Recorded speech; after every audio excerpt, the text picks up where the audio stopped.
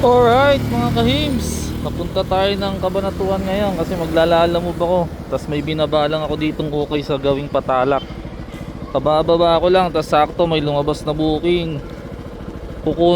Sa Camtinio kukunin, dadalhin ng Villa Opelia. Sakto, papunta pa lang tayo, may malakukuha na agad booking. Kaya sinwipe ko na agad eh. Para sakto, on the way naman yun, Camtinio. Kaya puntahan ko na agad, pagkain yata eh. Pero titingnan ko pa rin. Let's go. Nag-chat na yung client.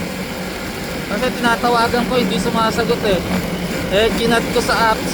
Ngayon sumagot. Sabi niya, kuya sorry, hindi ko nasagot kasi inaayos ko yung mga kanin. Ibig sabihin, pagkain niya itadala natin. Confirm. Pagkain nga to, let's go. Pick up ko na mga kains. Hindi naman pala pagkain. Dito lang pala parang point nya. Damit lang ito lang. Damit lang pala. Alright, daling ko na to Villa Opelia, let's go. Alright na mga kains, delivery done na dito sa Villa Opelia. 80 kilo ha.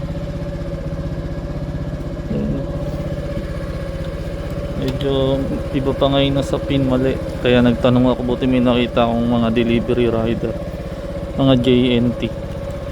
Doon ako nagtanong kasi mga kabisado ng mga yun yan. Ayos.